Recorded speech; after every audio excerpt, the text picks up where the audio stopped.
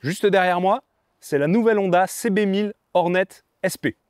Elle existe aussi en version normale, mais sachez que celle-ci, avec des options supplémentaires, elle coûte moins de 13 000 francs. Je vais vous expliquer tout ça en détail tout de suite après le générique.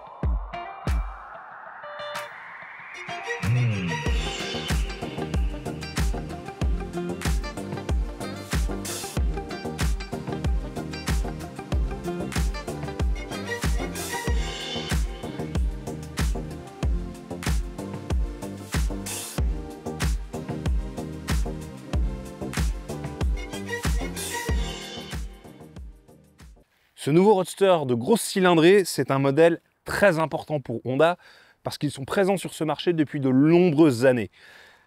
Mais alors que la 600 est passée à 750 cm3, mais en perdant 2 cylindres, on était en droit de se poser la question si la 1000 allait elle aussi perdre 2 cylindres.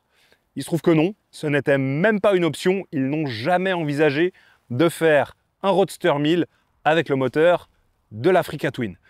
Donc ils savaient qu'ils allaient utiliser un 4 cylindres en ligne. La question était lequel? Ils en avaient 3 à choix. Celui qui est identique à la Neosport Café, mais c'est un moteur qui date quand même de la CBR de 2004. Ils avaient également ce moteur, qui est le moteur de la CBR 1000 de 2017. Et la dernière option, bien trop chère selon eux, était le moteur de la CBR 2020, donc la Triple R avec 217 chevaux. Forcément, si c'est trop cher, c'est pas une bonne idée s'ils essaient d'attaquer le marché avec un modèle à grande diffusion. Donc ce modèle, il se retrouve avec un moteur qui, oui, accuse quelques années, mais qui est éprouvé, fiable et dont il maîtrise tous les paramètres. Donc on a 152 chevaux sur la version normale, sur cette version SP il y en a 157, tout ça parce qu'il y a là derrière une valve qui s'ouvre à 5800 tours minute pour permettre au moteur d'avoir plus de puissance. Pour le look de son roadster phare, Honda ne voulait aucune exagération. Pas de décoration inutile, seulement des traits expressifs et finalement un design très fidèle à la famille Hornet. Les épaulements du réservoir se prolongent en cache de radiateur comme les ailes d'un frelon, l'arrière est pointu pour évoquer un dard, et enfin, le phare n'est rien que pour elle. Lui donner celui de la 750 aurait été dommage. Ce phare, que certains comparent très vite à celui d'une autre japonaise, reprend la technologie d'éclairage de la CBR 1000 avec de puissantes diodes en éclairage direct pour un air très menaçant dans les rétroviseurs. Donc cette Hornet, sa particularité, c'est pas forcément qu'on la reconnaisse de profil, mais elle a une particularité en conception qui fait qu'on l'appelle Hornet, qui se voit uniquement quand on la voit de dessus. Car à cet endroit, elle est extrêmement étroite. Le châssis remonte vers la selle.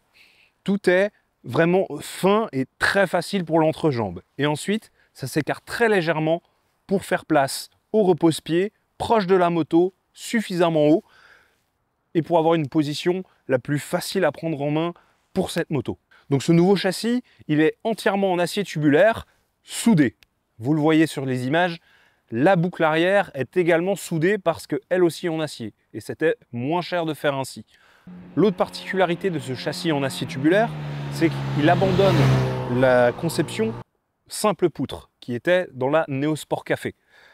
Maintenant, on a un tube de châssis de chaque côté du moteur, ce qui fait que la boîte à air n'a pas à être placée derrière les cylindres, mais elle peut être placée au-dessus.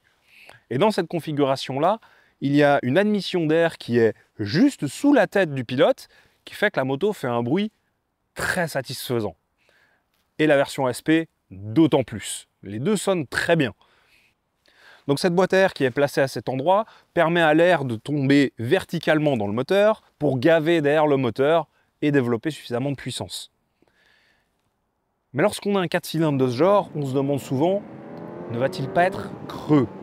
C'est toujours le risque avec cette motorisation, une motorisation un peu creuse et qui manque de caractère. C'était le propre des anciens moteurs 4 cylindres en ligne. Sur celui-ci, Honda le sait, et donc pour rendre ce moteur très ludique et plein et avoir un caractère disponible à n'importe quel moment, eh bien ils ont raccourci les vitesses 2 à 5 de la boîte de vitesse pour augmenter l'effet couple, l'effet accélération et l'explosivité du moteur. Ça fonctionne extrêmement bien. On a l'impression déjà qu'il allonge à n'en plus finir. On ne sait pas où se trouve le rupteur sur ce moteur. Il ne me semble même pas avoir touché le rupteur durant la journée tellement il y a d'allonge. Et en même temps, on a de la puissance et énormément de capacité disponible. Et ça, c'est particulièrement fun. Qu'est-ce qu'il y a de différent entre celle-ci et la normale? La SP, elle se retrouve avec déjà une fourche anodisée. Elle semble être couleur or, mais ce n'est pas une fourche Linz. En revanche, l'amortisseur, lui, est un Linz, un TTX36 entièrement réglable, qui apporte un peu plus de stabilité et qui change un peu l'assiette de la moto par rapport à l'origine. L'équilibre de poids est légèrement différent entre l'avant et l'arrière de la normale et de la SP. Et enfin, sur la SP, on retrouve également ces jantes couleur or et les étriens de frein Brembo style EMA, qui marchent extrêmement bien. Il y a beaucoup de mordants, voire même un chouïa trop. Parce que très souvent, lorsqu'on va juste effleurer le levier, on va déjà se retrouver avec l'entier du poids du corps et de la moto basculer sur l'avant et avoir un feeling un peu différent dans l'inscription de la moto dans les virages. Lors de la présentation, Honda nous a parlé d'un effet immédiatement à la maison, se sentir comme chez soi. Et effectivement, à peine monté sur la moto, la seule chose à laquelle j'ai dû m'adapter, c'est la position du clignotant. Tout le reste semblait parfaitement naturel. Les commandes tombent sous les doigts, les commandes pour utiliser l'écran couleur sont d'une simplicité enfantine. Tout est bien placé, on a une position avec les pieds qui est normale, l'assise est parfaitement étudiée, et ça, c'est un énorme atout pour cette moto. Cette moto, elle ne manque pas de dynamisme, vraiment pas. Elle n'a pas 200 chevaux, mais avec les 157 qu'elle avait, c'est largement suffisant pour se faire plaisir. Et j'en reviens à ce que j'ai dit tout au début de la vidéo. Cette moto coûte moins de 13 000 francs. Telle qu'elle est là, elle coûte 12 990 francs. Il y a même quelques packs, si on désire avoir un peu de look supplémentaire. Et il existe même un silencieux pour remplacer celui-ci, qui est de chez SC Project. D'ailleurs, je me demande si ce silencieux aura le même problème que celui d'origine, parce que je me retrouvais très souvent avec le talon en appui sur la protection de température de ce silencieux, parce qu'il est très proche du cale-pied pilote. Sur la route, j'ai été séduit par l'efficacité de la fourche. Même si elle plonge souvent à cause du mordant du frein, elle s'en sort très bien sur tout type de revêtement. Le TTX36 en revanche, si on n'est pas sur un billard, il pourrait surprendre. Dès que j'attaquais, j'étais gêné par un je ne sais quoi dans la tenue de route. J'avais un peu l'impression que la détente était trop freinée, qu'en enchaînant 2 bosses trop proches, la roue ne revenait pas dans sa position et déstabilisait l'arrière en heurtant la seconde bosse. Plus globalement, je me sentais chahuté sur des routes pourtant loin d'être délabrées. Niveau technique, il n'y a pas de grosse révolution sur la moto. Par exemple, il n'y a pas de centrale IMU, ce qui veut dire que la moto n'est pas capable de savoir lorsqu'elle est sur l'angle. Par conséquent, il n'y a pas de contrôle de wheeling perfectionné, il n'y a pas de contrôle de traction sensible à l'angle d'inclinaison, et il n'y a pas non plus d'ABS sur l'angle. On va être limité à un ABS standard, un contrôle de traction réglable, mais lui aussi assez normal, parce qu'il se base seulement sur une différence de rotation de vitesse des roues avant et arrière, et ce contrôle de traction sert également d'anti-wheeling. Je ne sais pas faire de wheeling, mais j'ai très bien vu mes collègues s'amuser sur la roue arrière avec cette moto. Elle en est parfaitement capable, c'est apparemment très facile à les voir faire, mais il faut désactiver le contrôle de traction. Si on désire rester sur la roue arrière, avec contrôle de traction, la moto va tout de suite se rendre compte d'une différence de vitesse de rotation entre les deux roues et ramener la moto sur la route. Donc cette moto, en version basique, elle va être vendue à 10 990 francs.